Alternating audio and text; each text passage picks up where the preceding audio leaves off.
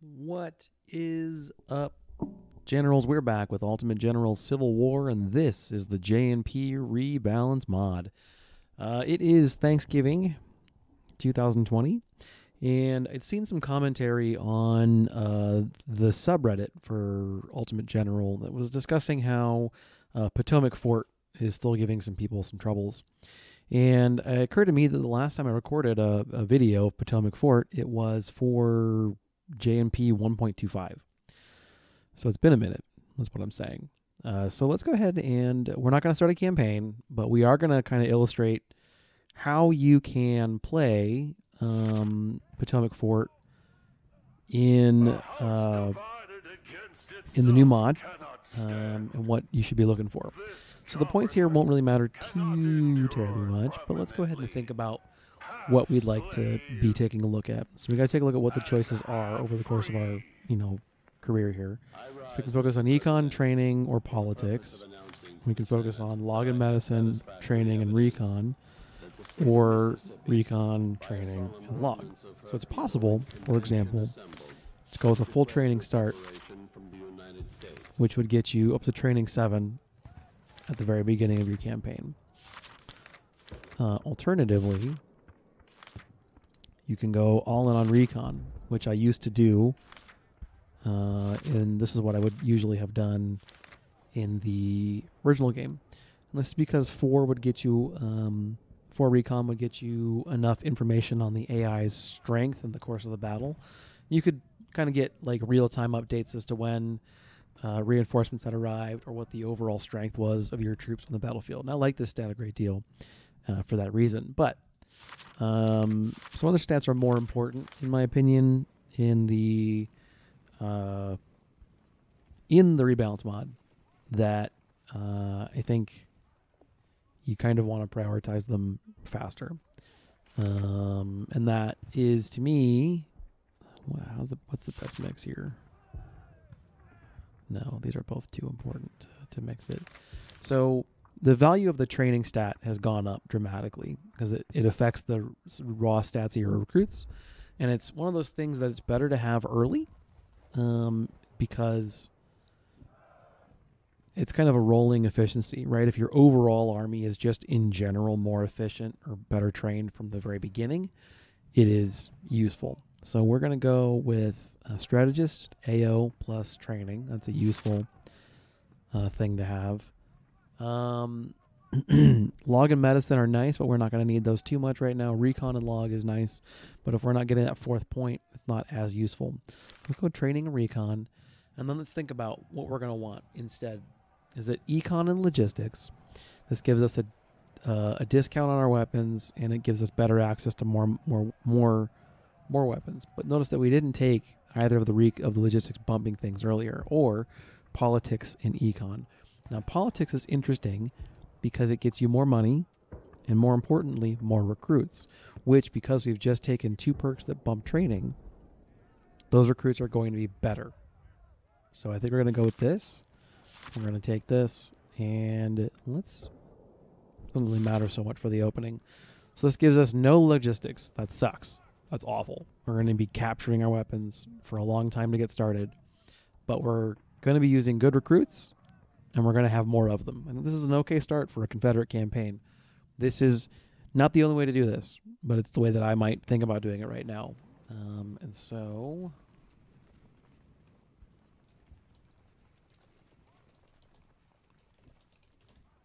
let's jump in, and we're going to at least record up until we take the fort. Once you take the fort, you can more or less just stay in the fort and take it that way, because they've made forts better now.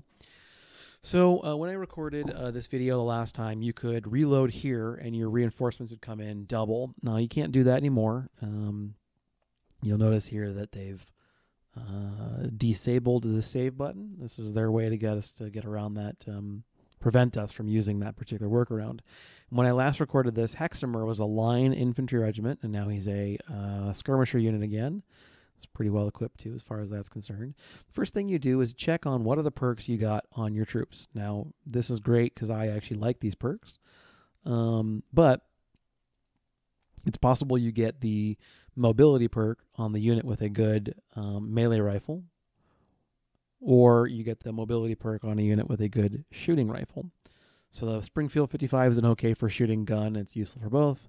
And the MJ&G is certainly useful as a musket, but notice it has a melee of 85. So this thing is really optimized for use as a melee weapon or a charging hand-to-hand weapon. The M41 is more of a marksman's rifle, and this is a good perk for them too, stealth, accuracy, and spotting. So this is actually a pretty ideal opening as far as I'm concerned. What do they get? This is actually okay. You prefer probably there's one of them that lets them, I think, do a little more damage, accuracy or something, but this is actually okay. One of the big reasons is like cavalry kind of gets scared off on the way in, so they'll take a little bit less morale received. So what's going on the battlefield right now? So I've played this battle enough times, and if you're approaching this battle for the first time, some of this stuff might be new for you. So you've got 2 to 3 skirmisher units. I don't actually remember how many there are, but there's 2 or 3 up here. You're going to have 1 brigade of infantry up here and maybe an additional skirmisher unit. And then you've got 2 batteries of artillery. These are, I want to say 10-pounder, 10-pound ordnance guns. Now I'll call them 3-inchers. That's what they were historically referred to, but they did fire a 10-pound shell. And in the game, they're called 10-pound ordnance. So to reduce confusion, 10-pound ordnance guns will be up here.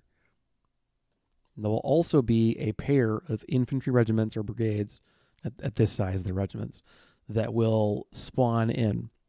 And so if you let them, they'll walk along this road here and get up in the fort. And then when you try and take the fort, now you've got 3 brigades of infantry and 3 detachments of skirmishers plus 2 batteries. It's a pretty tough nut to crack. So the first thing you want to think about is, how can I prevent those reinforcements from getting there? And you have the answer. You have Siegfried and Kemper. And then Crocker is the tool that you need to get that infantry where you want it to be. If you just march over there to where you engage them, it's a tight race. It's tight. You might not make it.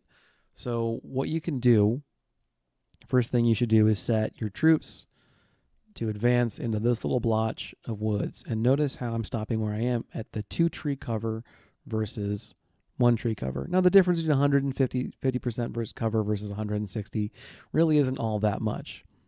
But you notice 100% stealth, 500% stealth.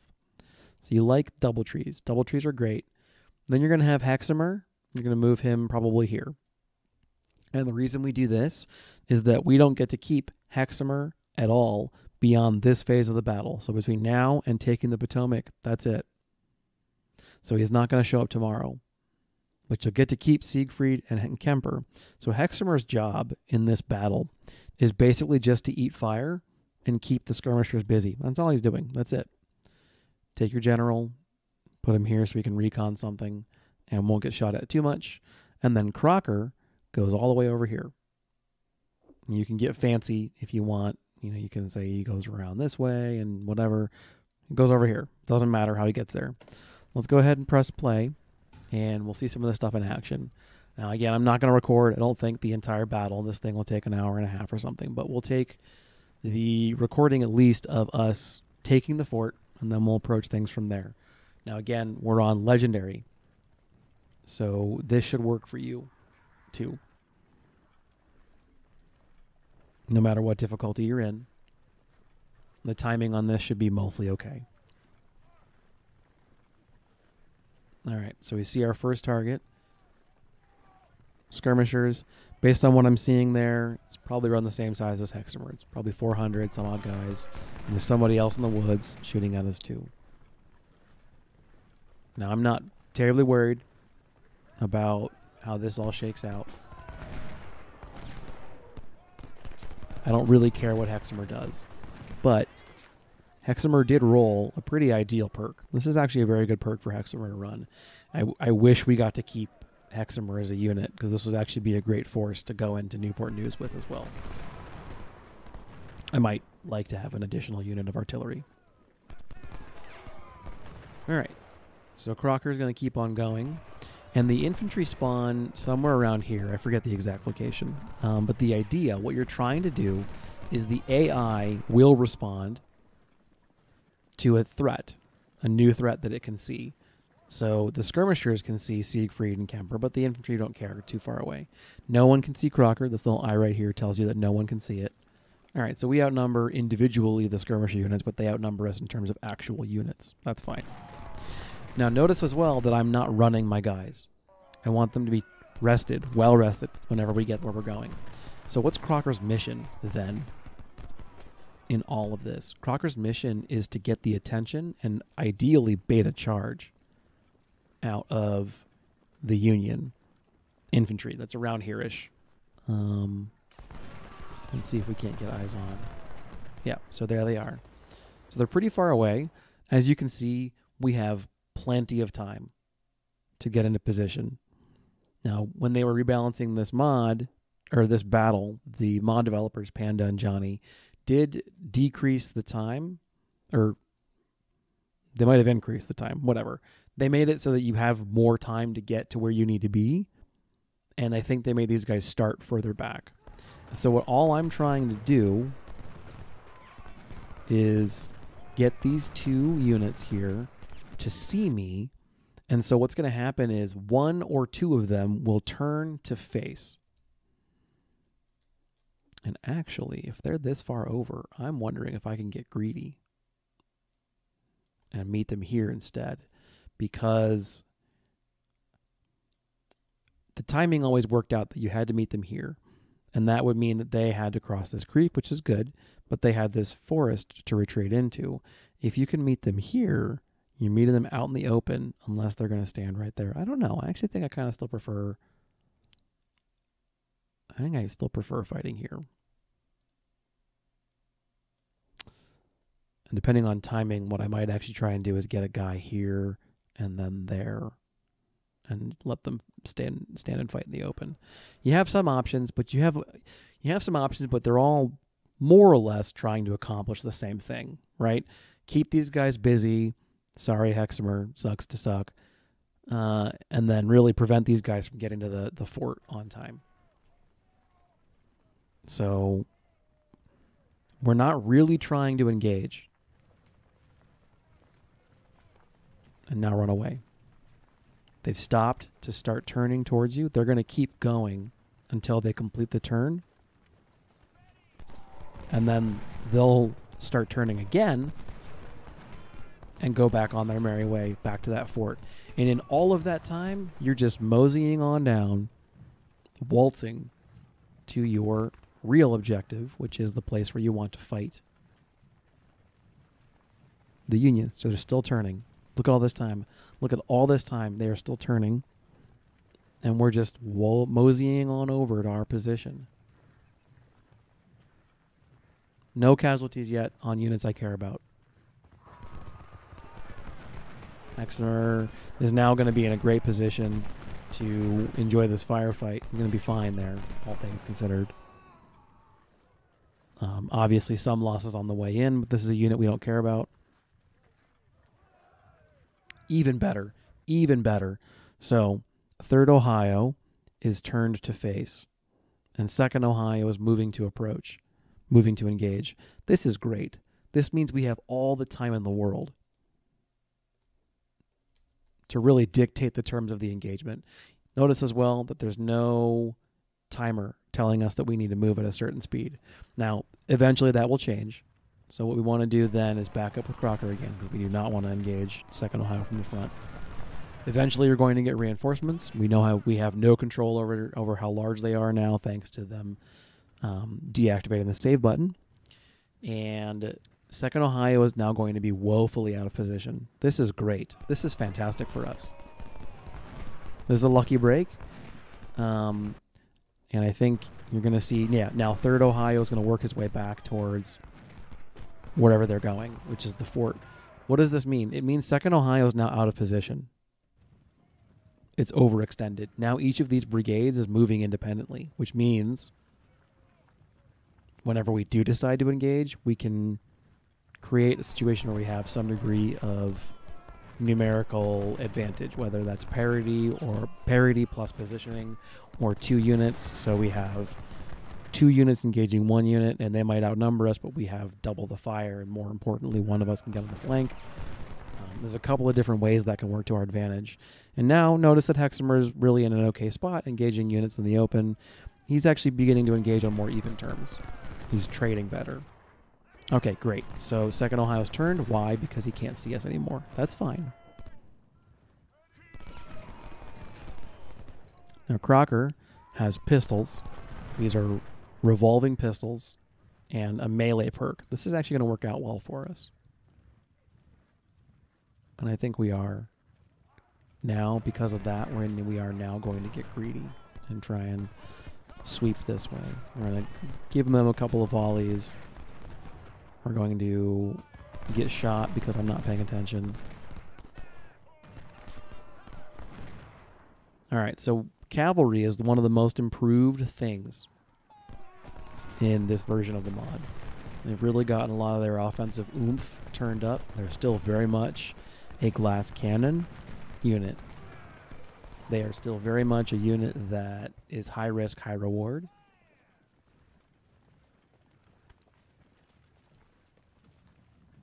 So you got to pay attention. You got to really kind of have a good eyeball for the range, at which you can engage safely their units. Oh shit, not them. You're fine there.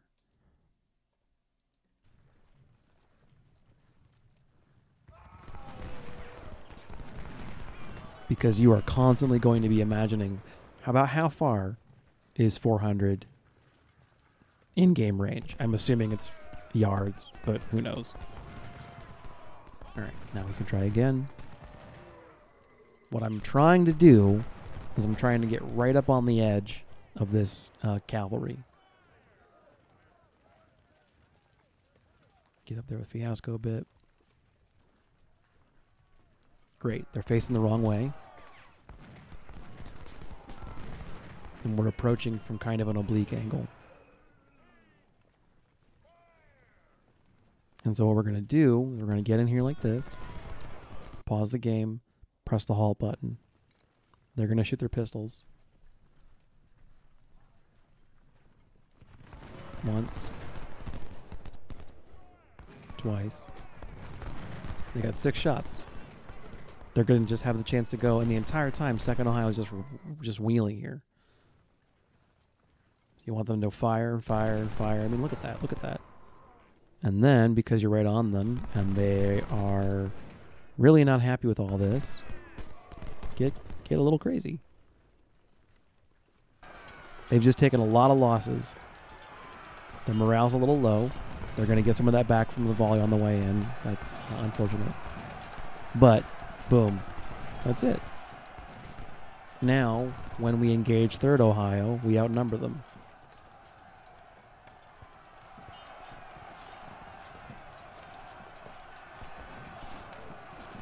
So for a cost of 23 cavalrymen, and I probably could have finessed that better, we've knocked out 2nd Ohio entirely.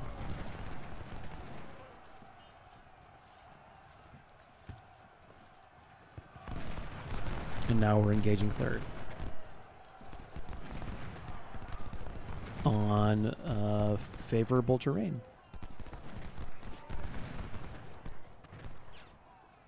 In fact, I don't think I even need... No, at this point we're committed. I was going to say I could turn back with them. Yeah, so Hexamer's right. He's not doing great right now, obviously. But the thing is, again, we don't really care about Hexamer. He's not... He's kind of a non-issue. That sucks for Siegfried, though. It's not great. Perfect. So 3rd's engaging to his front, but constantly thinking about kind of turning to his rear. And any time that we get a volley off this way, we're hitting him in the back and attacking his morale. Boom. So that's 2nd Ohio completely gone. Let's get Crocker out of there because he's almost certainly going to eat a volley. Yep, there you go. But it's not very effective. A couple shots, no big deal. All right, our new brigades are in. Who are they? Bernie. It's going to be Bernie Cornfield, something like that, and then Allen. So another shooter unit. He's got a good shooting musket. The M41 musket's great accuracy. Really, you can tell the muskets that are geared towards long range work because if you mouse over them, you click on the little eye. This is the card you usually have. Click on the eye. You'll be taken to the unit detail view, or I don't really know what this is called, but this is the detail view of the unit. It's their perks, their stats, and then their gun and the stats of the gun itself. So I'm calling it the unit detail view. That's sure, right? You can tell the guns that are optimized for long range work because they have an effective range of 400 or greater, and their accuracy at max range is hovering somewhere in the vicinity of 40%, 38, 45, somewhere in there. Fire rate, that'll move around. It'll be as low as 75 or as high as 150. So, 100's pretty average. But the big thing is melee drops to 65. Now, by comparison, let's take a look at who has the MJ&G. Notice here, the melee is 85. However, offensively, in terms of shooting potential, it's about the same. It's because it's the same gun. It's just upgraded. It's an upgraded improvement to the main gun. All right, so Canfield has a shooting gun, but a mismatched melee perk. This is the one I was trying to avoid on the units that aren't optimized for melee. Marching Drill is a fantastic perk. It increases the speed of the unit and their charge damage. So you really want Canfield to be the one leading your charges, or a unit like Canfield. And because you can expect they're going to take casualties on the way in, units like Canfield, you want them to be larger. Let's take a look how Allen is. Now, Allen is the perfect example of a mismatch. He has, well, I guess that's a fair point. Reboard musket isn't really a a melee weapon either. But he has a melee or a musketry perk on a weapon that has very low max range accuracy. In fact, if I could, I'd much prefer Allen and Canfield to swap their weapons. Obviously you can't, but this is just the kind of thing you want to look out for and think about when you're building your army. So Canfield's weapon is intended to be used at close to max range with minimal loss of accuracy.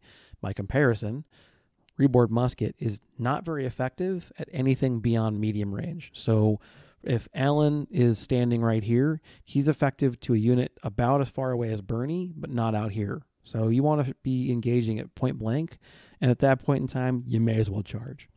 So muskets like this are best on units like Canfield that have this perk and are therefore going to want to be a little larger and that kind of thing. These are things to think about, but we're going to just draw a line, move them up. It's going to be fine. This is unfortunate, but so far they've only taken out 2. They're probably going to keep on shooting and get the rest. Or maybe not. That's fine. Rest of our units are here. Let's get our supplies up. That's not super important at this point. But we're trying to take 2nd and 3rd Ohio out of the equation. If we can get any of the skirmishers, I'm considering that to be gravy. Let's go ahead and let Canfield or Crocker rest for a minute, because we're going to be able to engage here for a while. We're trading very effectively. 19-1, 19-2, 19-3. I mean, the rate here is going to be, we're in really good cover, and he's actually standing in some cover himself, I think. So we're going to want to back up a little bit, actually. They will usually advance to engage you. So you want to position yourself so that you're not shooting at them. You won't be able to shoot them while they are in cover. Yeah, I bet right now they're in cover because we're not doing much in the way of damage. So back up a little bit. This is an okay place to engage, though. There's nowhere good for them to fight except for this house, which actually does have pretty good cover, but they're not going to be able to benefit from all of it. Poor Hexmer. It is simply their unfortunate lot in life. Now, why am I just sitting here with Crocker? He needs to rest. Interesting. They're moving to engage Crocker. All right, and that's the case. We move to block with Siegfried. We move Kemper back this way. Where's the 2-tree location? There. Move Kemper back. What we're doing here is we're removing good options from 3rd, and we're making sure 3rd can't see Crocker. because that's what I think is dictating what Crocker will do, or who Crocker will attack, is who he can see. And right now, no one can see anything that I'm doing.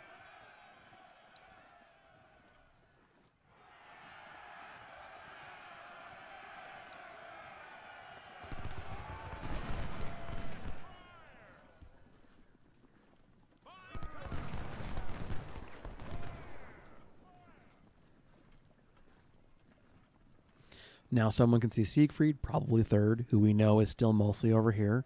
We know that they're not anywhere else because we actually have some vision over here, not much, admittedly, and we have great vision over here, so we know he hasn't moved this way, and there's no reason for him to go over here. There's nothing over here that they care about. So we know with a pretty good degree of certainty that he's still over here, still trying to get to this castle, or fort. And now, with Siegfried here, we've really blocked his most effective means of advance, because the only way to get across the river is to either go through Kemper, which is unpalatable, or Siegfried. And in both positions, he has to engage in the open. And then we have our ace in the hole, who's resting. You don't ever want to launch into an assault at anything other than nearly full condition. I would say nothing lower than 90, and only then if you have to go on the approach. If you're, for example, when I'm attacking this fort later, I'll probably do it with a couple units that are at 90 condition. That's fine. Great. See, we're trading better because he's out in the open. And now we come up with our ace in the hole.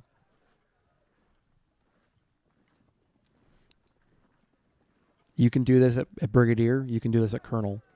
You can do this at Major General. I'm on Legendary right now. And this mission has been really toned down because this is one of the least favored missions in the game. People just don't like playing it for very good reason. It's a bear. And more importantly, you have no control over building your army.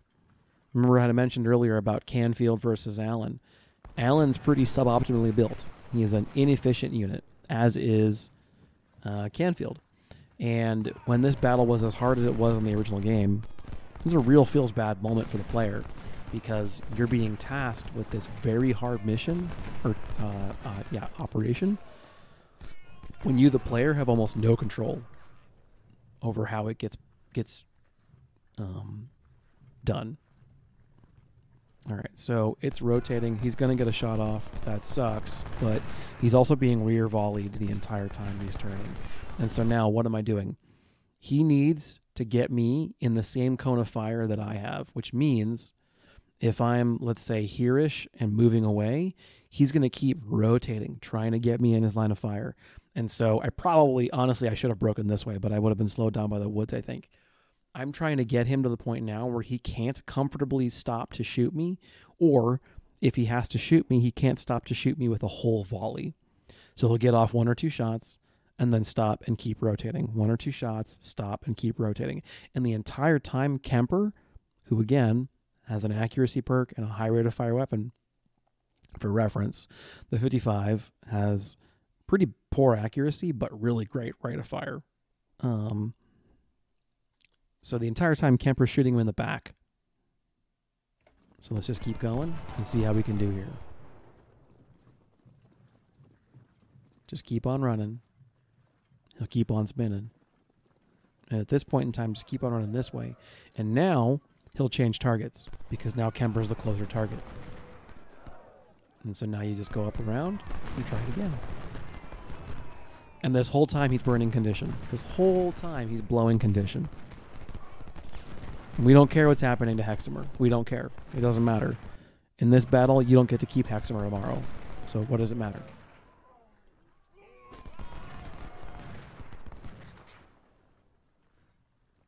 You come around. Kemper's been shooting the entire time. Really great exchange ratio. 73 or 74 to 14. He's already gained a couple points in firearms, stamina, morale. This is all just stuff. Stamina's from moving, being moved on the battlefield. Firearms is from shooting, not actually killing things. Morale is from time on the battlefield. Efficiency is what gets you your... killing is what gets you efficiency. Okay. Let's try it again with Crocker. Let's try the approach. Worst case scenario, as far as we're concerned, he spends all his time spinning around in a circle like a top, and we get free volleys from Kemper on him. That's just fine, too, as far as I'm concerned. Now, do note that this is more micro than I would typically want to put into an engagement like this. In a larger battle, this is far more click-intensive than I think is worth it. All right, perfect. We're going to get the approach, which means, as far as I'm concerned, we're going to get 3rd Ohio, too. So approach. Notice I'm not clicking on the actual unit. I want to click near the unit so that we get in his fire cone. Yeah, so he's going to try and shoot. That's fine. It's too late. Stop and shoot. And shoot again. You see what I'm doing here. The revolvers are lethal, but they're really dangerous. And get in there. It's too late as far as 3rd Ohio is concerned. No volley. Doesn't even get one.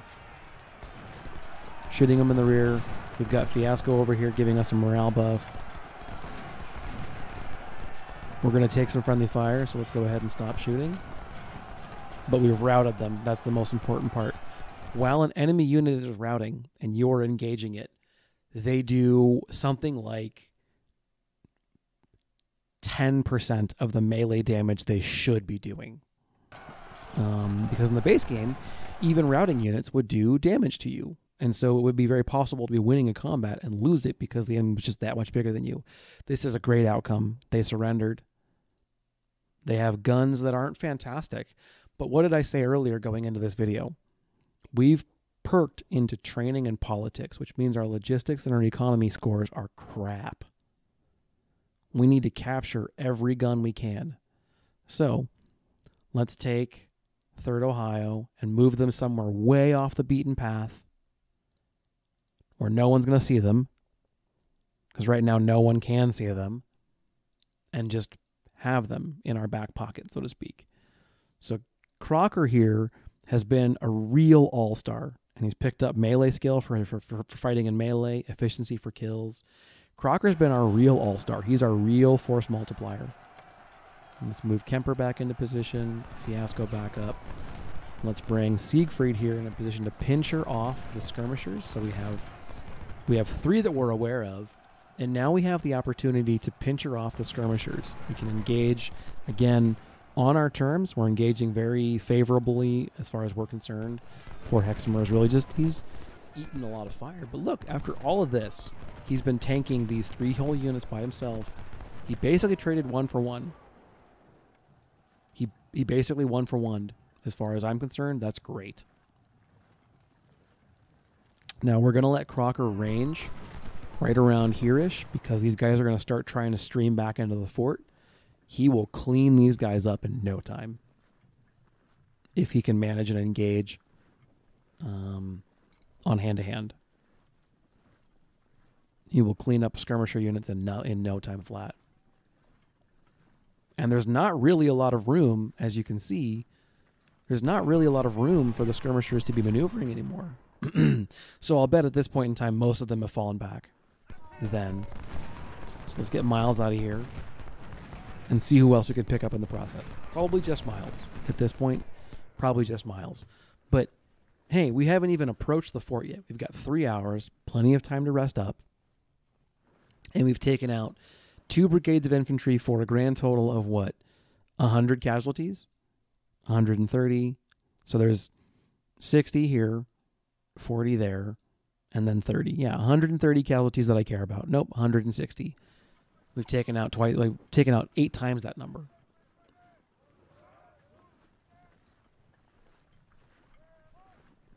Charge hasn't recharged yet. It hasn't come off cooldown. We don't need to. It's fine. Unless this guy has melee perks, which he clearly does not. We'll just roll him up.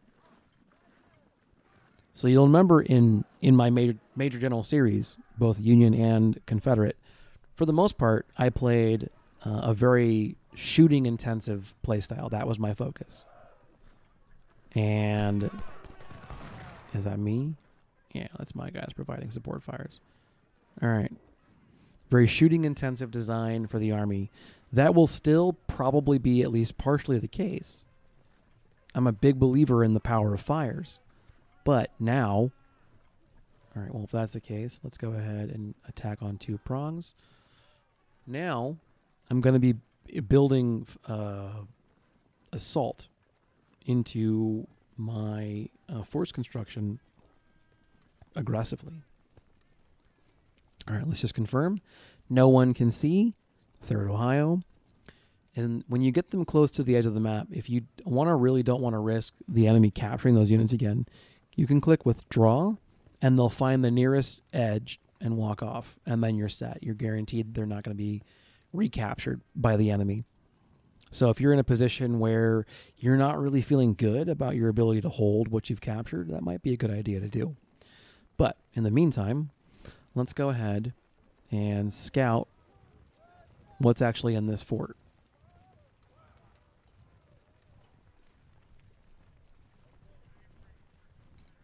Go ahead and advance the passage of time a bit. Give all of our units here a chance to rest. They're all very tired, except for Alan. But the 2 units you care about, Kemper and Siegfried, because you keep these units. These are the ones that come with you. At the end of this battle, you keep both these units. So you kind of want to baby them a little bit, but you also want to give them a chance to get experience. All right. So yeah, at least one of the skirmisher units went back into the fort, and we know there were a total of 3, and we've only wiped out 1. Now, it's possible that we wiped out another one in fires, but no, we didn't. So what am I doing right now? This is why I wish I could keep Heximer, because he has the ideal perk for a light infantry unit. A little bit of stealth and a little bit of spotting. I think this is a great tier 1 perk for light infantry because it makes them generally useful at every function or field that you'd want light infantry to work on. So let's leave Heximer right here. Why I think what he's doing is important is he's giving me recon. I think recon is the most important thing you can do on a battlefield so you don't go in anything blind. We know there are 2 batteries here, 2 skirmishers here, and 1 brigade of infantry there. So what we're going to want to be able to do is approach with Fiasco, who's at full health, tanking some of the artillery fire on the way in so that Bernie, Canfield, and Allen can be the first units in the fort. And then if they're going to attack from this direction and the enemy's going to be retreating, they're going to retreat this direction into Siegfried and Kemper. That's the hope. Let's give everyone a chance to rest up and rearm because the supplies are still coming and we've got plenty of time. Do not be afraid to spend time. And you have hours. Once this clock runs down, you still have plenty of time. I'm actually not sure about that now that I think about it. Some of these battles, the clock runs down and it's end of the day. Like if you don't make it by that time, that's all she wrote. And some of these battles you have, a little bit extra time after that. All right. So specifically Heximer is a little low on ammo. All right, everyone's all full. Let's recall Allen skirmishers. In the vanilla game, you often wanted to detach and fight with skirmishers. In the Rebel, you do not. They don't get perks, and they're just basically useless. So let's give him a chance to do his thing, and let's get you off the map. I don't really care one way or the other, but now there's no chance anybody can capture them back. Let's wait till he's full up, and we'll launch the attack.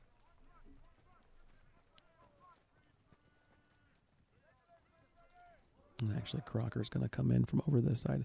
Now, I'm actually not going to send Crocker in because if I were going to play this battle out, be into the in the next phase, you would want to keep him alive because he is absolutely vital.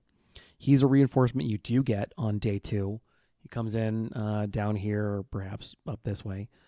And when the Union arrives, their entire force enters the map right here. And so their infantry advances and usually, not always, but usually leaves their artillery, like ranges out beyond their artillery. which gives you the opportunity to come in here with Crocker and pick off, at the very least, their supply wagon. So yeah, they might still have their artillery, but before too long, it's going to run out of ammo. And you're fine. You're sitting pretty on supply. All right. Let's queue up the attack. Get everybody over here. And get these guys on the fort in the field. Now, who is our guy with the melee perk?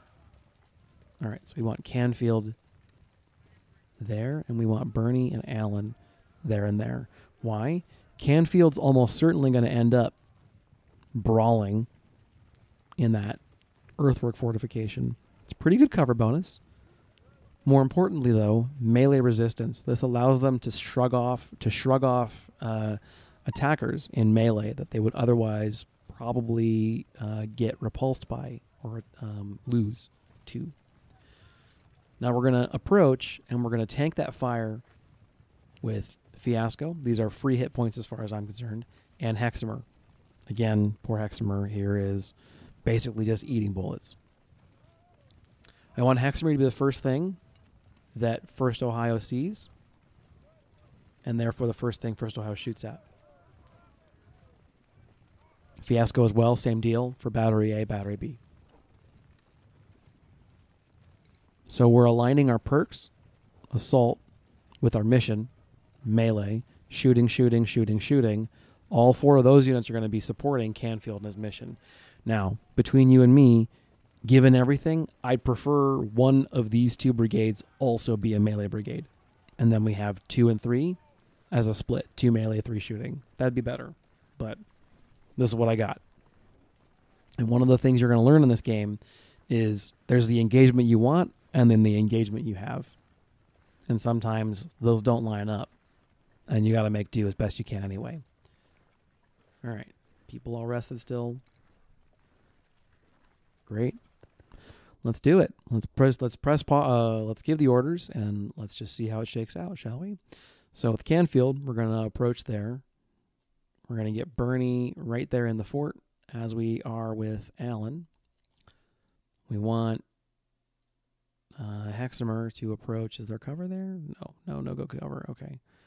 We want, is that going to be, can he shoot from there? Yeah, he'll be able to shoot from there. Okay. Now you'll notice that positions I'm taking up are more or less the positions that the Union attacks later on, and that's because they're good positions. Let's hold off on you for a second. I don't want you getting too far ahead of the curve. Now the general unit moves at the same speed as cavalry, so you can push them out in front a little bit, and they'll start getting artillery fire. Now I'm going over here because I want the artillery to shoot at Fiasco, but I don't want really the skirmishers doing it. Okay, now we can head in. And I'm trying my best, but I'm not going to nail it perfectly, so that the weight of all of this comes in at once. Now, this is a situation where they are looking at threat saturation. They have got 1, 2, 3, 4, 5 units with which to respond. And I've got 1, 2, 3, 4, 5, 6, 7 units moving on their position. The AI for the artillery will target the first closest thing it sees. That means Fiasco. He's already shooting at Fiasco. I target somebody else and back at Fiasco. He hasn't taken damage yet, but he will. That's okay. Same thing with the skirmishers. They're going to fire at the closest thing.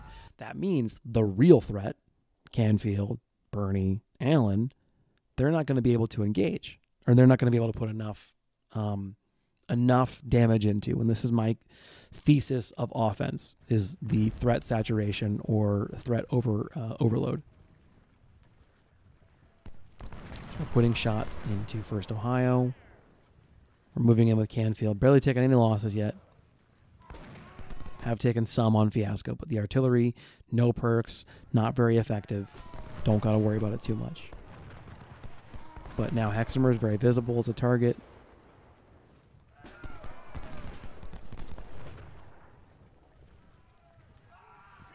They're falling back already. See, now they're putting their fire over here. They're splitting it. It's all going into weird locations. We're confusing the AI because it just has to make too many choices and it can't make good ones.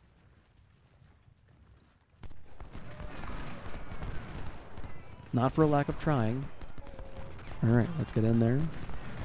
And actually, let's get Alan in the other trench, because the trenches do give you some very positive defensive benefits.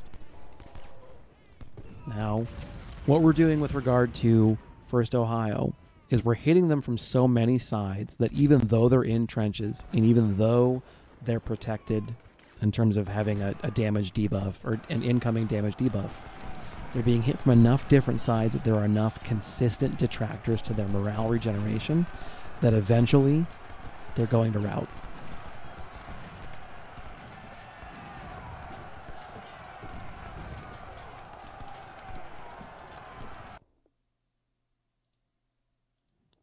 We move Hexamer up into the fort. 1st Ohio is gonna either shatter or rout here before too long. Now we put shots into the batteries.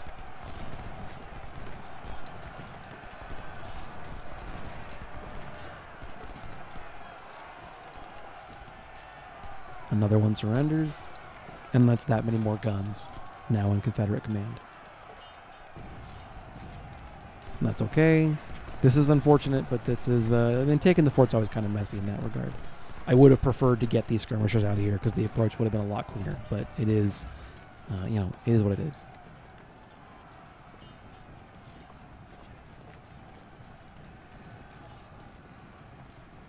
You have the general right here, right on the units to get them back in the fight as quick as possible. Because when we get Allen back, you'll realize that his morale is taking a hit, obviously, but his condition's not that bad. Canfield's, you know, doing fine. These guys are eating canister. It's never a good time. And the skirmishers are actually doing a really good job screening, even though I'm pretty sure that's not their intention. They're just kind of retreating in the you know, the only direction they can.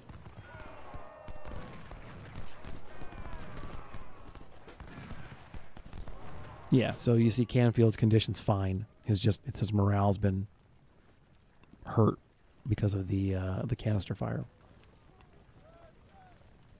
We don't keep these units. This is why I'm having them do the fight. We do keep their guns, or well, not all of them, but an above average percentage of them. So we don't want to be completely callous, but I also don't care too much if they take losses. The flip side of that, another thought process, is that if these units aren't fighting, they're not getting experience. So you don't want to have the AI do all of the fighting.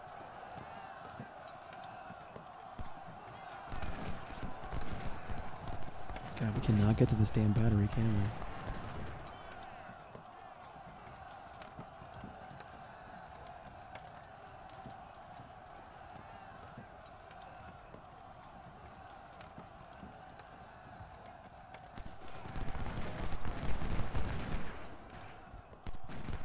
I'll give it to the skirmishers. They're doing their job, that's for sure. All right, let's get Hexamer up there. He's going to be acting as a...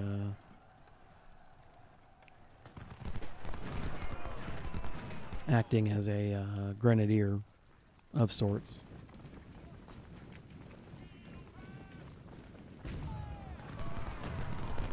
Great, now they're shooting at Fiasco. I'm really fine with that, all things considered.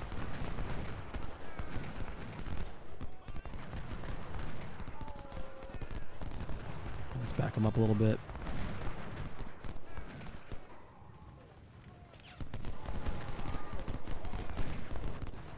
Because, you know, I really don't care about that there. So now we're safe. Now both the batteries are white shielded. They're not going to be firing with any kind of real efficacy. We can move in with a great deal of impunity at this point. The skirmishers are basically a non-issue. You can kit skirmishers out for melee combat, but it's really you got to give them the right kind of gun. You got to give them the right kind of perks. I used to make Grenzers kind of like my favorite unit, and they're just not really. They're not really a thing anymore. Okay, so now you're into day 2. Fort served the purpose. Yada, yada, yada. It's been a couple days, about a week. You keep cable, I'm pretty sure. Whatever's in first div, you keep. So Siegfried, Kemper, cable. You do not keep Bernie, and you don't keep Merit. So what perks did we get? Now, this is a 3-inch ordnance gun, 10-pounder ordnance gun, and we got a short-range focus. This is not a good perk for this particular gun, but you might keep the battery and then swap over to Napoleons as soon as you get them. The nice thing, though, is extra reload time reduction. So that means that a fast-firing gun, which is the 10-pound ordnance, is a fire rate of 70. We don't have any other cannons here to really compare against, but it's a fast-firing gun, has further reduction to reload speed, which is fine. And we have another bad perk for our purposes today, but we don't keep merit, so it doesn't really matter that much. And that's Horus Artillery. It's a really good perk for like a howitzer or a Napoleon gun, but we're not going to be moving the batteries too much in this fight. So speed here is not really useful. Regardless, you don't want to go through all of this fight with these cannon kind of in your back. So, and you do want Bernie, who has accuracy, great. You want one of your guys in the trenches too, and then you want one in reserve. So that's actually all fine. And the other thing the other way you can play this battle that works is if you run everything from the fort and take up positions here, you can also stop and engage them in the woods. Now, there's one big issue to that. You're going to be basically exhausted when you get there. In the vanilla game, being exhausted isn't that big a deal. In the rebel, it's basically a death sentence. So you don't want to do that. And the trenches here are actually fine. The defenses around your fort are great. These gunships here basically have been neutered to hell and back. The best part is you have some free supply. Not a lot, but enough. You take out the 2 guns before the Union really gets there. You see there's 1 cannon, some skirmishers. All right, mobilize quickly to defend your shit. Yeah, of course. Here you go. So we have Crocker. This is why I didn't send him into the attack last time. I wanted to preserve him. I have taken out both cannons in the past, but it's not always the thing you can rely on. I have every time, however, captured the supply wagon of the enemy and usually drawn off at least 1 brigade of infantry to try and recapture their supply wagon. So if that's all you do with Crocker, that's it, and maybe sit on the recon point, you call it a win.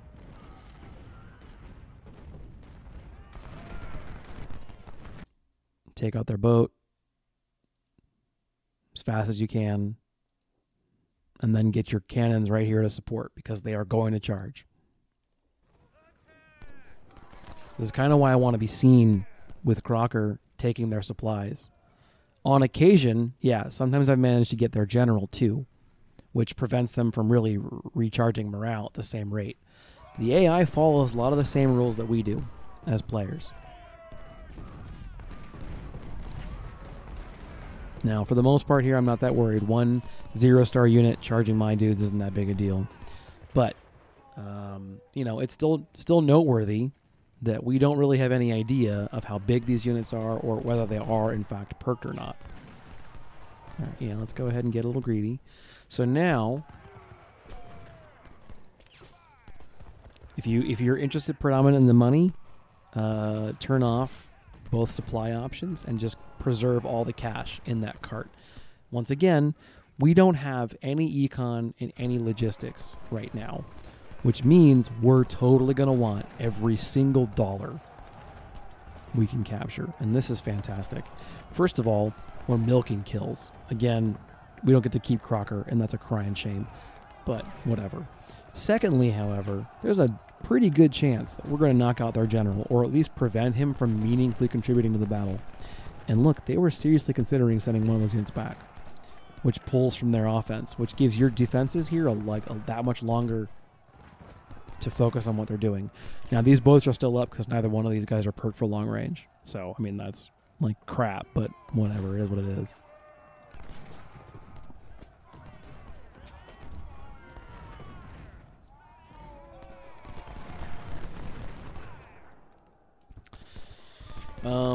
If you're holding the defenses of the fortification, eventually the unit up here is going to start whittling down. I'd say every 50 casualties, swap with the guy in the backfield.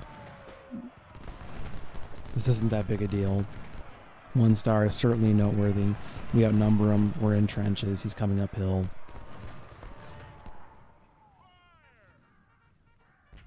Are we getting tired? No, we're still perfectly fine, and slowly but surely whittling away his health. So Nicholas is not going to be able to lead his troops. That's a huge boon for us. Huge boon. That means that when Burnham gets thrown back here, he's going to take forever and a day to rally. He's not going to bounce back into the fight immediately. And theoretically, not for sure, but theoretically he might route in a weird direction. All right, great. Both of those ships are gone.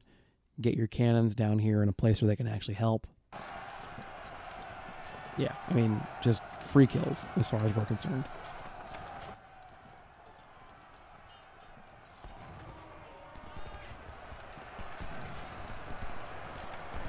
Now Terry's going to come in.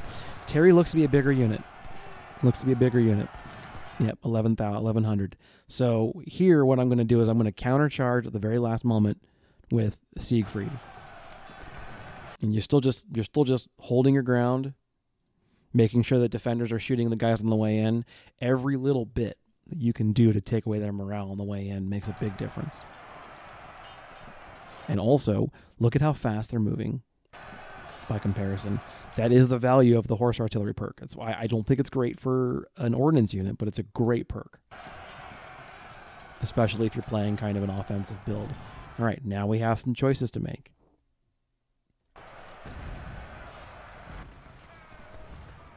Crocker still just working his way through the hit point total.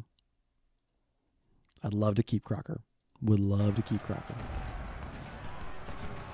So instead of charging, I'm going to just move Siegfried up. I don't think we need to worry about it. Terry doesn't appear to have melee perks. Grant might.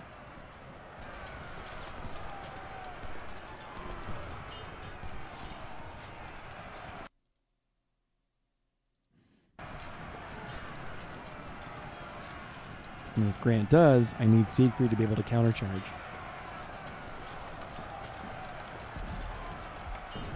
He's already providing canister fire. It's not very effective, but that still provides a morale debuff to the approaching troops.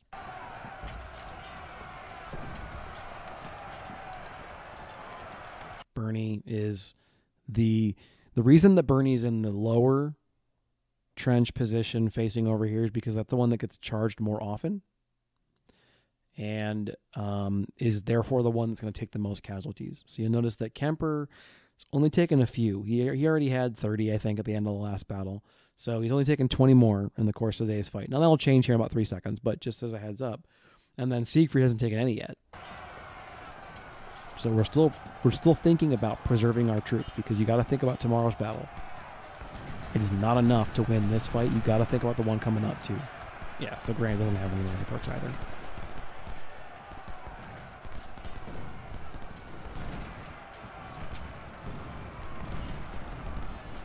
Now we're worried. Now we're starting to get worried. Because they're coming in enough number that we got to think. Their general's gone, though. And so now I'm thinking, can I get my cavalry to take out their artillery?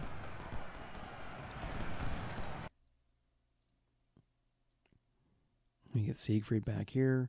Only a few more casualties, so Kemper's doing fine. Siegfried, barely any casualties at all. Bernie, definitely kind of having a rough day, but again, he's not our guys. You gotta always take care of your command first.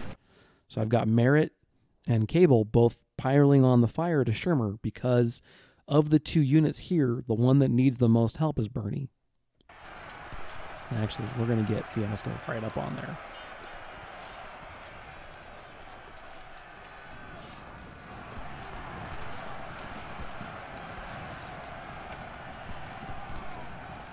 So it looks like Kemper's mostly okay. He's winning that fight, getting plenty of morale points or melee points. Bernie, however, looking like he might waver. He's literally wavering. So we're moving Siegfried down. and using the artillery to support as well, because Bernie needs the most help right now. For now, anyway.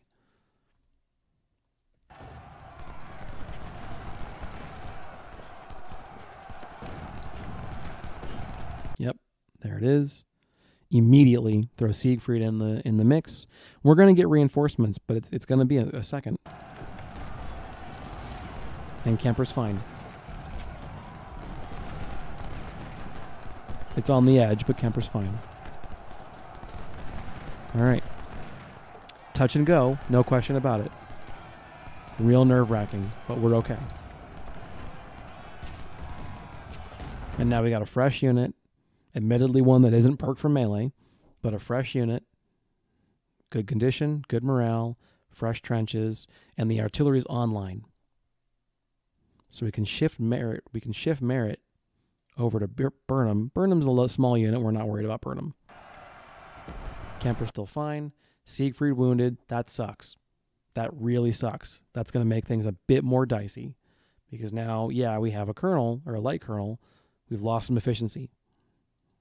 However, wounded's probably the best thing we could come up with here. We're not going to have Colonel Siegfried going into First Bull Run, but that's a free colonel, theoretically, going into the next round of battles. And one of the things the Confederates really struggle with is growing their officer corps. So if you get a couple of lucky breaks, wounded's actually pretty good for you. Wounded works out. We need Bernie back in the fight as soon as possible, because Kemper's now the one that's on the edge. But Siegfried's fine. Siegfried's doing great. And Burnham's lost his interest in the attack. So we've pulled the wind out of their sails. As you can see, it was very touch and go. That could have gone, could have gone the other way. But when I attacked earlier, I was attacking on this front and I was attacking on this front, and they didn't have enough resources to protect every front. They're only attacking really on this front, and so I can just redirect all of my forces. And they're not using enough different threat vectors to overwhelm my ability to dedicate one resource to respond. Every time they attack, I have a resource that I can send to support. We'll put Fiasco there, put him on hold. Our troops are coming in. We'll be able to open a new front at this point. You know what I want to do is I want to shoot Terry in the back.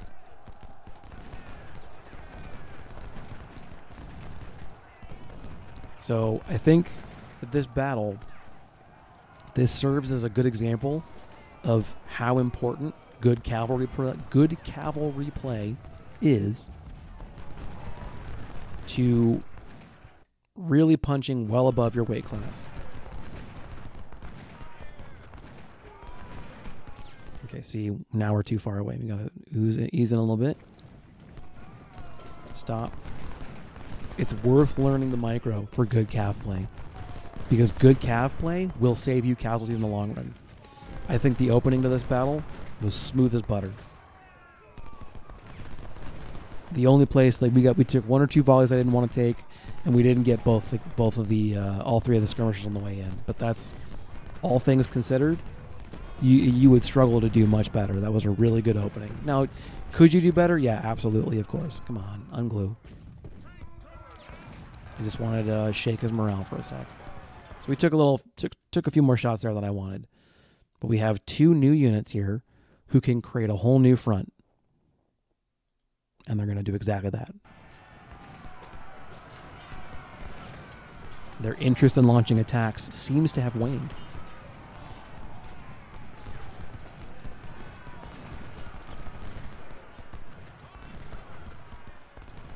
We're going to get our own supply wagon. I tend to keep my supply wagon in the fort just to really guarantee that nothing stumbles across it. Our condition's good, and we know Terry's shaken. So we're going to move in, and we're going to try and hit Terry again. We're going to get greedy and try and hit him again. We can't charge, obviously. And we're going to try and hit him from a weird angle. With cavalry, you're always trying to hit things from weird angles. You don't want to come in from the front. But we're forcing the enemy now to dedicate forces to this front. And that means that they have that much less with which to attack the fort. So we stop, and we shoot. Maybe one more shot, we back off. Alright, cool. So they're retreating now into the cover of their artillery, which is a perfectly reasonable thing for them to do. And so if that's the case, what we're going to do is we're going to move and deny them their rear, essentially. And this becomes a pincher attack. Come on. There. Now, Allen is my fast mover. No, he's not. Canfield is. Yeah. Perfect. Canfield's a fast mover. Give them a chance to rest up. I want Crocker to attack as well. So this does leave them freedom of movement down here to the south. But no one cares about down here to the south. Again, Cable being wounded is good. I'm really surprised Cable got hit at all, honestly. But okay, sure. Get Bernie up there. How are we doing? 176. Certainly up there. 100. Okay.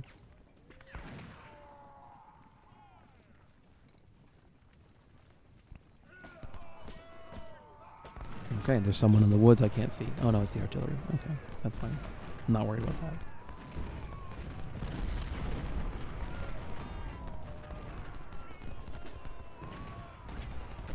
Their artillery is shooting at these units.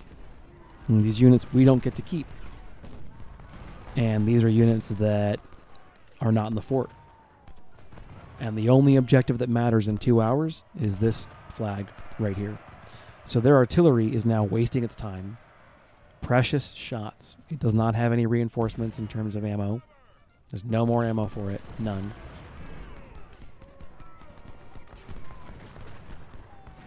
So there's no more rounds coming in to support those cannons. And they're now wasting shots on infantry in the forest. And their attacks against the fort itself have basically... I mean, none of them are effective anymore. This force is right now combat ineffective, given how dispersed it is, and given its mission.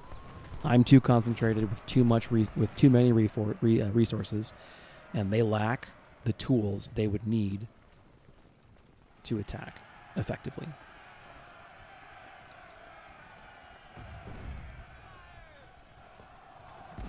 Brooke here is just going to just bounce off. This is free experience for me as far as I'm concerned. This is free XP and maybe even a capture. Not likely, but you never know. Free XP. Everyone's in good condition. They feel pretty good about their lives. And now the cannon can't even shoot at what it wants to shoot, except I got to back off. It's very easy to get Crocker killed by getting cocky. But now they're staring down the barrel of infantry brigades at point blank. And so once again, what are we looking at here? This is threat saturation. They have 2 tools with which to respond to 3 threats. And all 3 of my threats can move into melee where they are very ineffective. All right, now everything. Shoot Shermer. He is a threat. He's a big unit. I'm not worried, though. I've got Bernie as a backstop.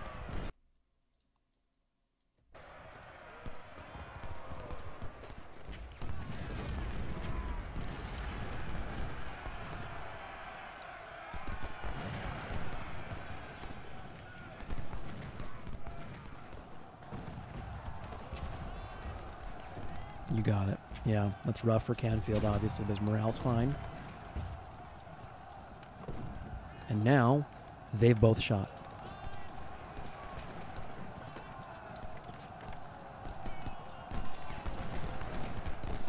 You engage Terry.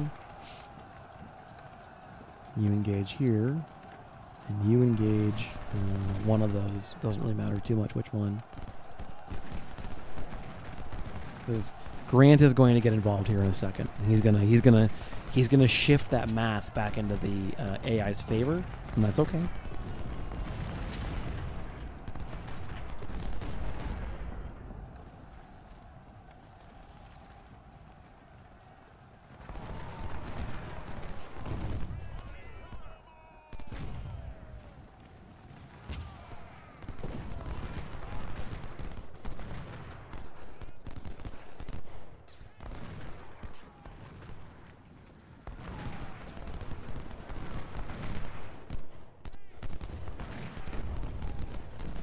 Alright, and then Canfield wants to engage.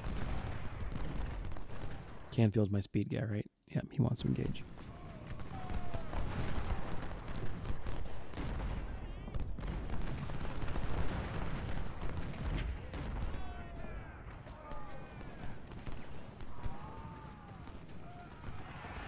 Lauman's done. Grant's going to come in. That's going to be uncomfortable, I think.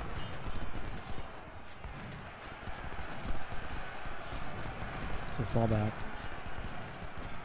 The rationale is, yep, we've got one battery down. We still have 2 units who can engage to Grant's 1. We have yet to pop our charge. We're going to have to here in a second. Which is just fine by me.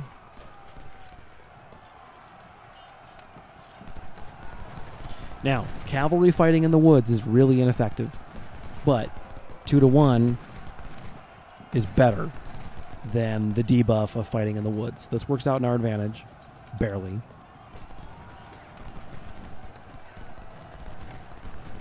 Again, the front is collapsed as far as they're concerned. This is a losing proposition for Terry.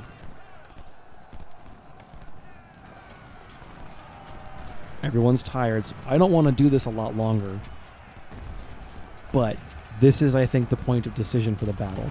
If we can carry our combat here into Haskell and take out their battery at the same time as we deal with... Yep, so Grant's gone. Grant routed. Keep advancing. You don't need to run, though, I think. You're probably okay as far as that's concerned. We can take out Haskell. We've removed a lot of the offensive potential of this army, and then also 1 brigade and both batteries. For fairly minimal loss of Confederate life. There's still some. But Crocker is still very combat effective. We have a new front we can open.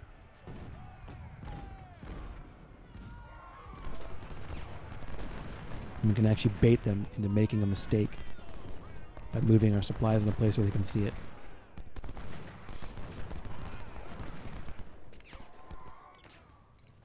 We need to rest.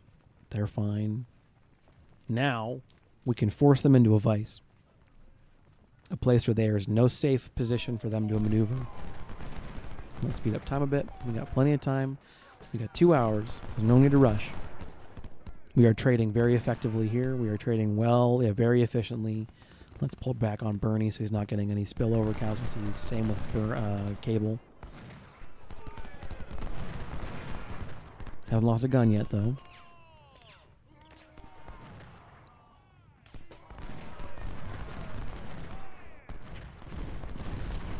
Cavalry play, guys. It is the thing that unlocks legendary for you.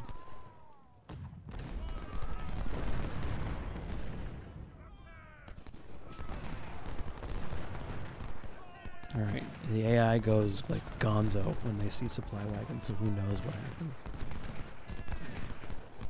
But now we've got them pinchered.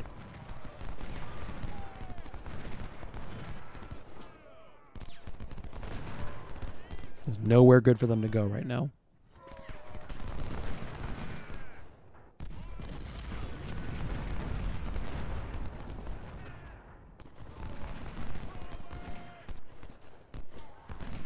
Be very careful about doing this in a firefight. As you can imagine, it's really easy to have that go bad. And I've turned the speed up a little bit.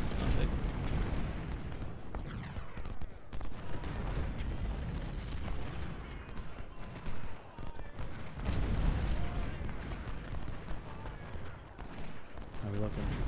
We're looking great. That's how we're looking.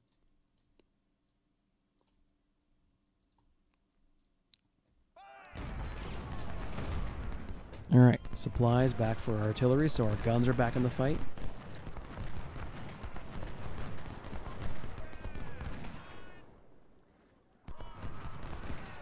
Burnham's a small unit at this point in time. We can take him out. Brooke, a little bigger.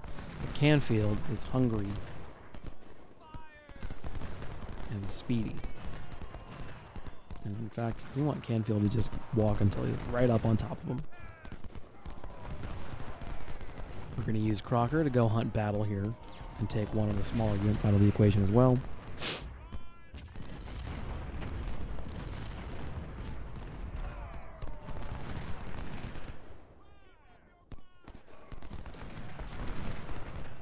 Great. Alan, keep it up. Now you're on to Terry. And again, for the AI, there's not really a good choice here. Do they turn to face Crocker? Or do they eat volleys from the fort?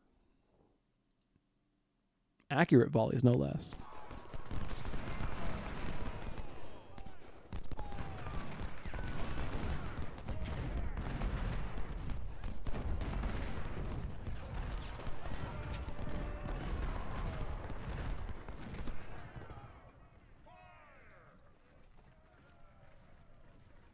Don't even need to bother spending the charge on this. They're too small. Great.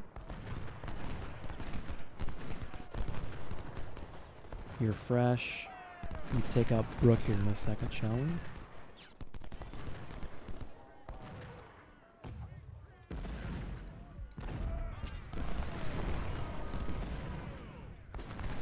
Shermer is just out of options. One close round, never mind, we're in melee. Okay, that's fine.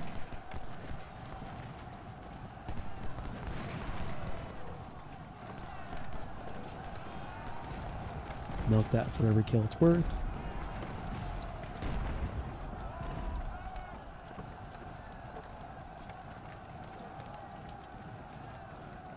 One other thing, know when you've overstayed your welcome or overextended yourself. For example, Terry has finally stopped routing.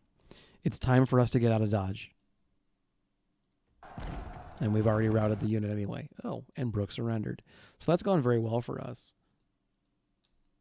Rebores are less exciting, but they're still captured weapons, so I'm not complaining. It's a gun I can equip. I'll take it. All right, let's move Alan to block. And let's use Bernie to run down. So Crocker got out of there, got out of Dodge in that regard. That's great. I'm really happy with Crocker in this battle. 1,000 kills, 95 losses. That's fantastic. And a great stat gain. Once again, I would love to keep Crocker. I know you can't. I get it. That's fine. So let's give Terry a chance to try again. Maybe Terry wants to go and give this battle another shot. He wants to try and attack the fort.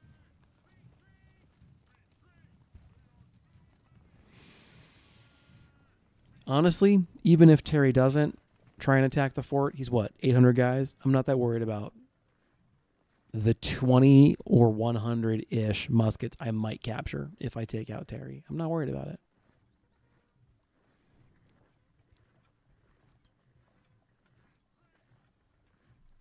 He's almost certainly just hiding, right, in these woods. Yep, he's just chilling out. All right. Let's go bully Terry. Notice again that I'm using the loner troops to do it, though.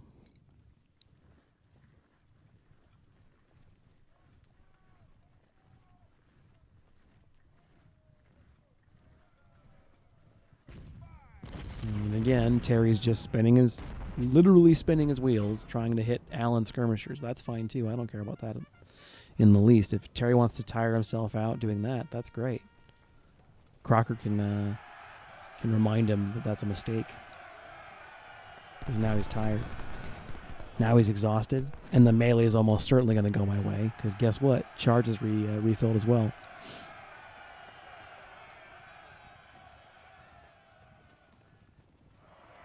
Now I'm going to be trying to really work on my micro here because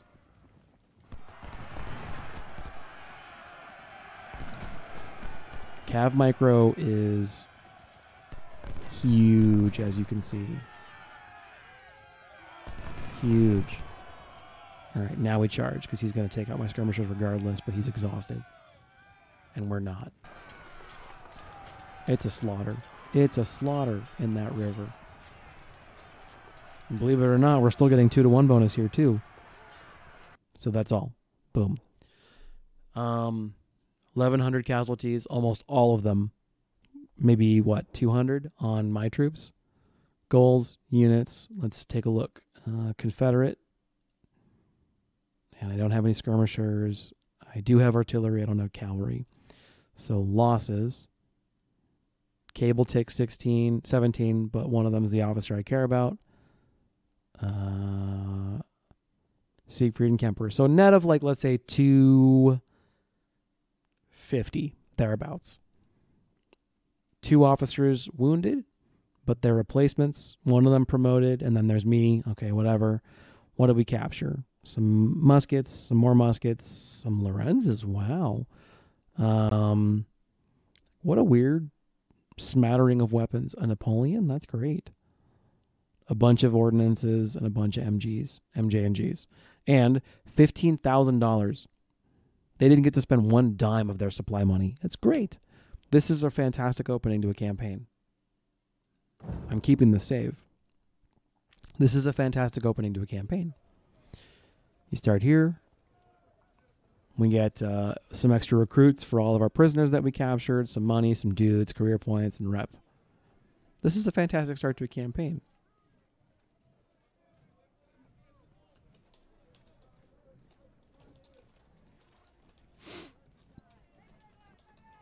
Right there. Legendary campaign start. Okay. So what have we talked about? What have we talked about today? We talked about recon, knowing where your opponent is so you can plan your attack. Now, admittedly, part of that is knowing this mission. All right, that's fine.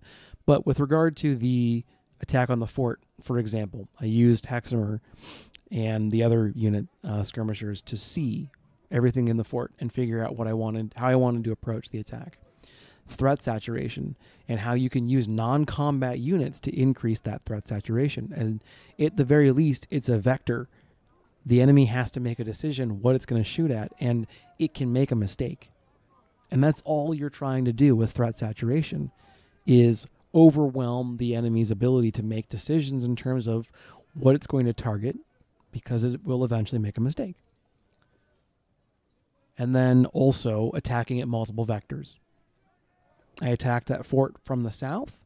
I attacked that fort from the west. When I eventually fought the attacker, I defended at Potomac Fort, and then I ended up attacking from eventually the south, from the south, and also from the west. We bisected the fort and ended up taking out the artillery. And we, even in those micro engagements, that was also threat saturation. We fought the 2 cannons, and we had 2 infantry and a cavalry.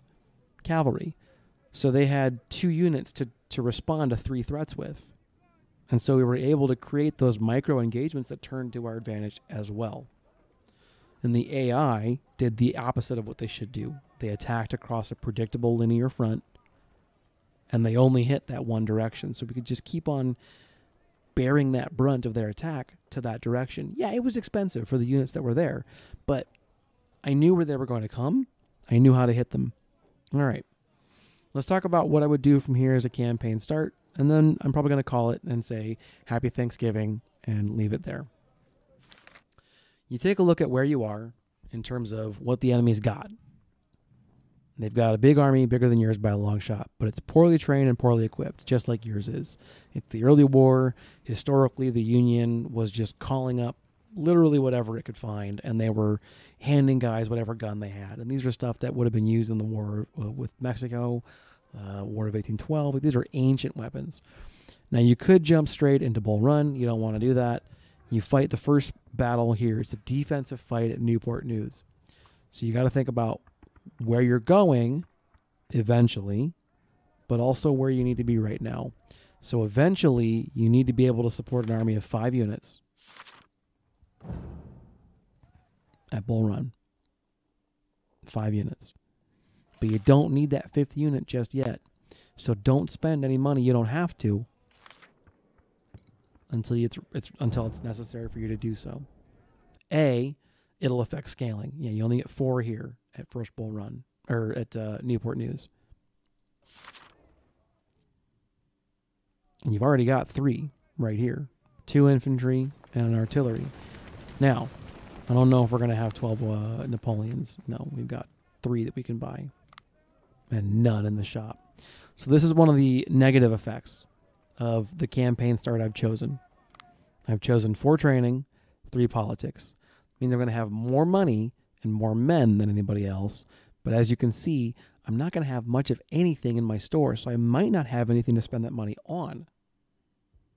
I'm reliant then on guns from reputation and guns I've captured. Now, 0 logistics isn't going to hurt me too much in terms of muskets to start out with, but it's really going to hurt me in terms of artillery. I'm not going to have access to much of anything that's particularly noteworthy. Now, I have enough ordnance, weapons, that's useful, and I have a Napoleon. I can buy 2 more. I'm going to recommend that you do that. I like the ordnance gun. It's a solid jack of all trades. You want to get your Jameses and Parrots as soon as you can afford them, but don't worry about it right now. The Blakely is an all-star, as is 24-pounder for defense only. So every gun here has a purpose, with the exception of the 6-pound field, utter trash. And even then, you can make an argument for it. What's that argument? I have access to them. That's the argument. I have access to them. They're pretty expensive, more than I think is reasonable to pay for them, and that will go down with more points in economics. But you get the idea. So we're not going to really spend too much gold, it looks like, on cannons, but we are going to buy Blakely's between now and First Bull Run. So not now, don't do it now. What do you have access to as far as cavalry is concerned? Shotguns are interesting. I wouldn't pay for them. Capture them off the dead, then use them. We don't have enough Colts to make a unit, and they're too expensive to justify. Well, could we make another unit? It'd be tight. You could make a cav unit. I don't know if I would do that, though. Carbines, you don't have enough to bother with. Cook and Brother, interesting. Short range, though. Pretty powerful. There's an argument to be made here. Very powerful, but short range, kind of like the pistols in that regard, but no melee capacity. The Palmetto is pretty affordable. You could throw together a melee cav unit. I like 350 to 400, I think, is about what I'd say is a reasonable thing for that. And you may as well go here for the full 5. You have the money, and that's a reasonable amount of money for that kind of thing. Skirmishers. This used to be the first thing you'd buy. You may as well buy the 5 here, because what does it matter? Because the snipers were so overpowered. They've really been pulled back. And now what you're looking to pick up, I'd say in large number, are revolvers. Here again, we don't have enough to make a difference yet. This is an after effect of my poor logistics. But, you know, okay, be aware of it. So we don't really have enough skirmisher weapons to make skirmishers make a lot of sense in terms of carbines or whatever. But you do want to pick up everything that's got revolver in the name as soon as you possibly can. This stuff is just not a joke. So whatever guns we're going to be using is going to be on this screen for the most part. Maybe melee cav or enough Cook and Brothers to be a weird kind of half between or whatever kind of gun, because the Palmetto only shoots once, so it may be worth it to pay the extra $14 to make that's like actually not that'd probably be about a good way to start. And you actually wouldn't need to buy all 500 of them, so you'd only need to buy, what, 420, give or take. So, yeah. For an additional $2,000, you upgrade to a cav unit with the revolvers. That seems like a pretty solid start. Okay? That's a good plan. We have enough muskets here, but not enough to support any one unit. And we haven't spent our points yet. So, we don't need AO right now, because we got 1 corps, 1 division, and 4 brigades. But maybe we do need AO. And why do I say that? because you want to bring as many divisions as you can. How many officers do we have? Plenty of officers. You want to bring as many divisions as you're allowed in this battle, and you got to think about how you want to fight with your general too. Now, in terms of perks, I personally think that, where is it? This is the best tier 3 perk. Depending on what kind of general you're building, each of these is viable at tier 2. Same, in my opinion, with tier 1. I think really for the most part, though, it's charge damage or accuracy. I personally lean towards accuracy. Rationale in my mind is that you can, with perks, build a unit optimized for shooting, or for optimized for melee, and then the rest of the army can optimize for shooting to support those melee units on the way in. On the flip side, if you build your whole army for charge damage, this is really only effective in one tiny phase of the fight. Now, it's a very decisive phase of the fight. That charge is a big deal. But accuracy is effective all of the fight, except for maneuver. And maneuver's great, but only useful once you get there, or only useful until you get there. Now, speed can dictate where you fight. When we engaged 2nd and 3rd Ohio at the beginning of that last battle, we had used our cavalry to pull them into a weird direction, and so it gave us additional time to get to really good engagement territory. But without that, and we would have had to rely on a thing like speed to get there. Now, I pretty much always pick strategy, fire specialist, innovator. But that's when I'm focusing on shooting. The game now really rewards a little bit of mobility, a little bit of melee. So I don't know what I'm going to pick. Charge damage and -10 melee morale damage received. You can totally build an army between these two that's really focused on aggressive assault. And in that instance, innovator may not be what you want to pick. More experience. More morale. Yeah. You could make a shock corps. 2, 2, and 3. If this is 1, 1, 1, right? 2, 2, and 3. You can make a shock corps. So I don't know what I'm going to pick here. I have always preferred to lean towards assault and then eventually, or lean towards shooting and use your shooting to support counter-assaulters.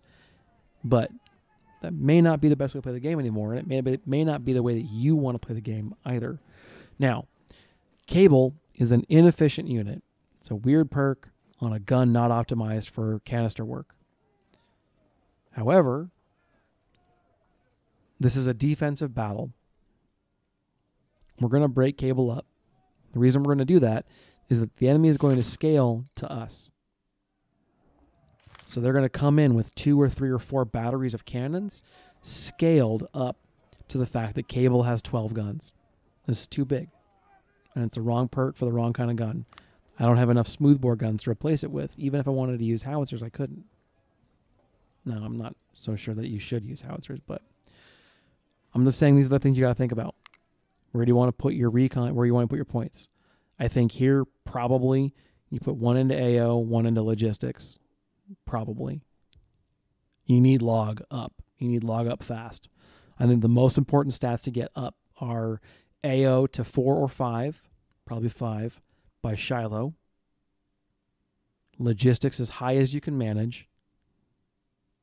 Training and politics, same. Once those are maxed, then you want to start maxing medicine or econ. And that's a personal preference thing.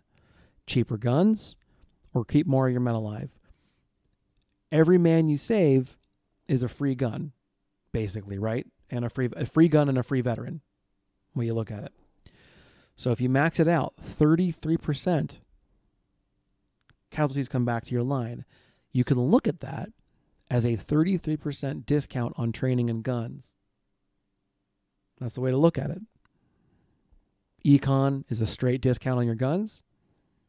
Training is a straight discount on your veterans and a bonus to stats for your units. This is higher than they would be. So I think for the most part, you keep these units as they are. You drop cable. I don't know. I'm actually not sure about that. I think you don't. It's up to you at this point what you want to do. So you could feasibly afford a cavalry unit. Let's say 500 men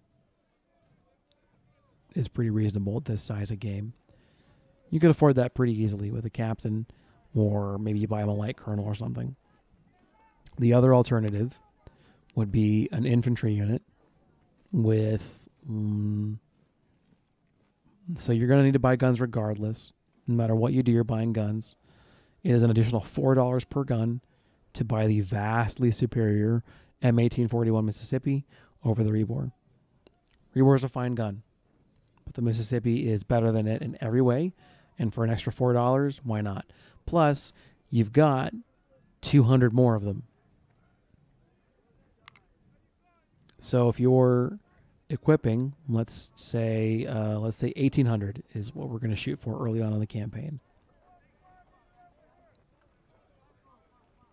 All right, 23 thou with Mississippis versus. It's actually more. It's actually more with Rebors because you got to buy 200 more. Springfield's even more because you got to buy that many more. So you're looking to maximize what you've already got. Here, it looks like Mississippi's is the correct answer, but also consider that you have 2 other units that you also want to reinforce. So, and also additionally, you get some free money there, but you're going to want to put it right back into your supply wagon up to max. It's not very big right now because my log is so low. These are all things you want to think about before you even start the campaign. What's my perk? Probably accuracy, given the units I currently have. I feel pretty good about accuracy being the perk. That means that everything on the field will have plus 50% accuracy, plus 75% accuracy. Yeah, I feel great about that. Especially considering that Newport News and First Bull Run are both defensive battles.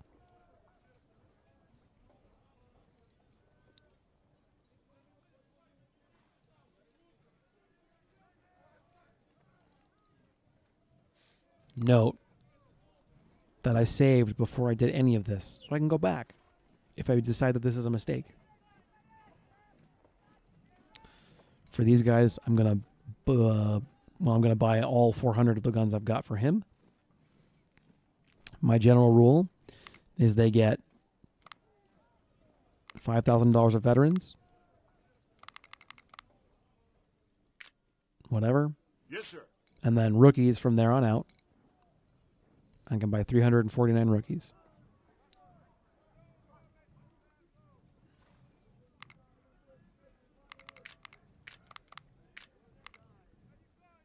Okay, there we go. That's Siegfried.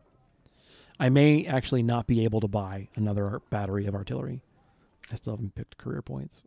I do think I need logistics, and I do want AO. Because you get an extra division. Okay. Yes, other thing, let's buy some guns. If I wanted to build a melee unit, I would do it with the Springfields. These are good guns. They're good guns. You're just going to capture plenty of them, so I'm not that worried about it. Yeah. We delete cable. We create a new division with that guy as the commander. Kemper. What do we have access to? Springfields, and we have 8 to spend. We're going to spend both, I think. Mississippi's are too good to not use. We'll give those to Kemper. Bump him up to 18.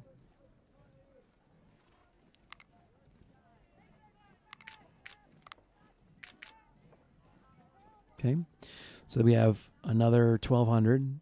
Let's put those with Siegfried, actually. Boom. So we've got 2 shooting units. Let's go ahead and get it a max strength 2.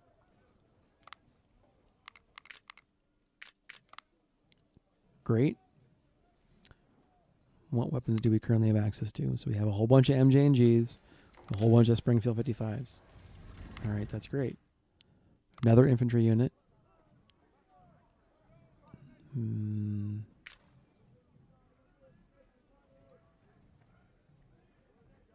What's that going to cost me? Enough that when I'm done,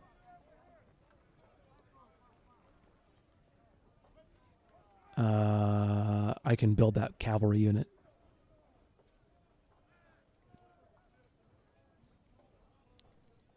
I think the extra 3,004.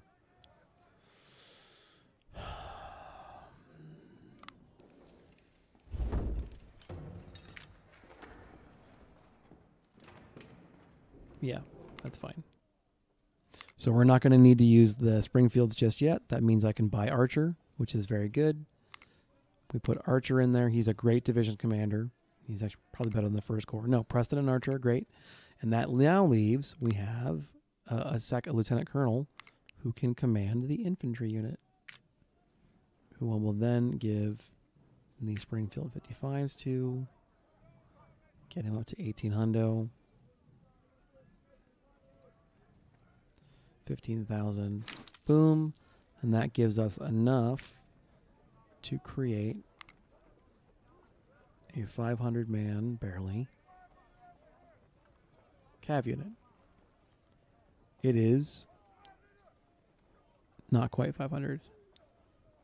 495. Whatever. We've used every dollar at our disposal, put every man we could reasonably afford-ish into the field. We still have Springfield to pick up between now and First Bull Run. I'm going to. And we're set. I feel like this is a pretty good army. This is a pretty good army going into a battle that is very defensive in nature. I'm going to miss the artillery. I'm going to tell you right now. But one of the things that we're doing is we're prepping for tomorrow's battle, not just the one right in front of us. Having an extra division commander already being trained up, it's very likely that both of these guys are going to make general in this fight if they don't get wounded or killed. It's not likely for Tom or Alfred. He'll almost certainly make colonel. He won't. He might get promoted. He will almost certainly get promoted too, because captains just promote mega fast. So that's kind of what we have going into the campaign. That's the thought process you got to think about.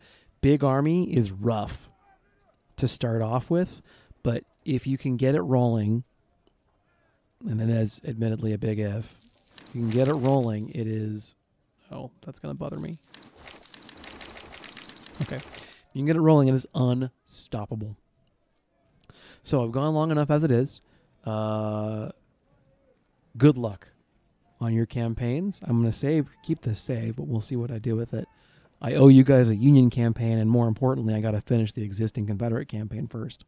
So, I hope you guys had a wonderful Thanksgiving and are having a wonderful holiday season.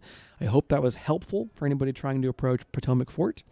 Remember, you can do that. This was on Legendary, so this is on Legendary. You can do that on any lower difficulty, and it all should work more or less exactly like that. So, without further ado, this is Fiasco saying good luck out there, generals, and I will see you on the field.